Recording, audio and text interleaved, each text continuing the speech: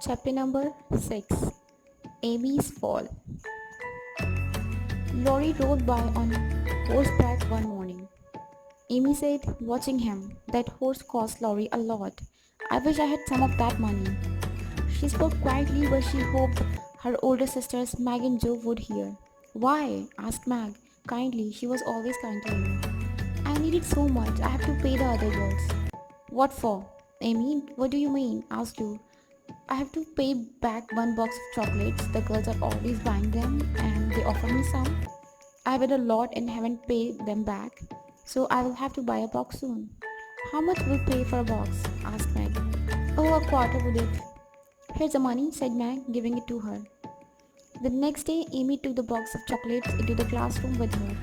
She showed the chocolates to the other girls, then she hid them in her desk. Her friends smiled at her more than usual, and her enemy, Jenny Snow, tried to look very friendly. Amy shook her head at Jenny, showing that she wouldn't get any of the chocolates. All this was happening while poor Mr. Davis, their teacher, was trying to keep the class quiet. An important visitor came to the school that morning.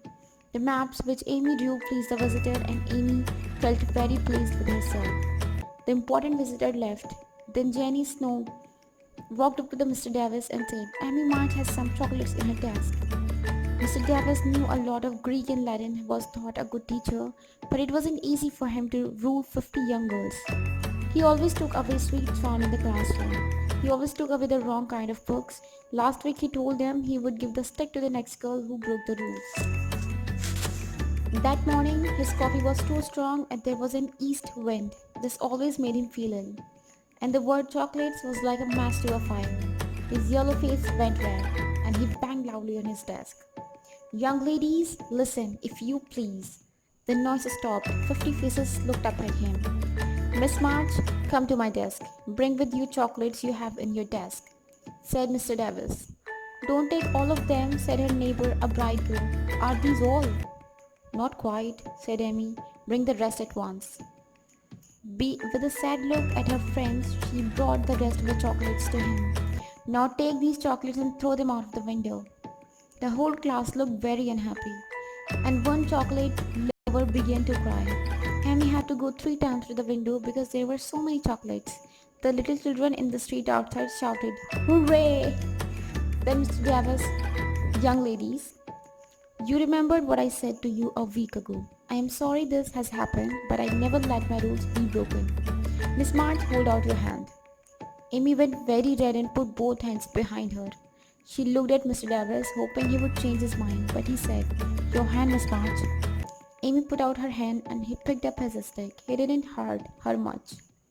"You will now stand in front of the class till the end of the lesson," said Mr. Davis. This was very bad. She fixed her eyes on the door behind the sea of the faces. She stood there for 15 minutes until the lesson was finished. "You can go now, Miss March," said Mr. Davis, looking as he felt very uncomfortable. He didn't easily forget her sad look. She went straight out to get her things and left the school. She was in a sad condition. When she got home, her mother didn't say much, but she looked worried and comforted Amy in her kindest way. Later, Mrs. March said to Amy, "You can have a holiday from school. You'll have to study every day at home with Beth." "I don't like Mr. Davis's way of teaching, and I don't think the girls there are doing you any good. I shall ask your father what he thinks about another school." "That's good," said Amy. "I wish all the girls would leave this old school. I still think about those lovely chocolates." "I'm not sorry you lost them because you broke the rules," said her mother. "But I wouldn't choose that way of ruling a class. And you, my dear, are getting too pleased with yourself. It's quite time you stopped. You're able to do many things, but you don't need to show everybody how clever you are." Amy thought about that. Later she said, "Laurie is very clever, isn't he? But he is not too pleased with himself, is he?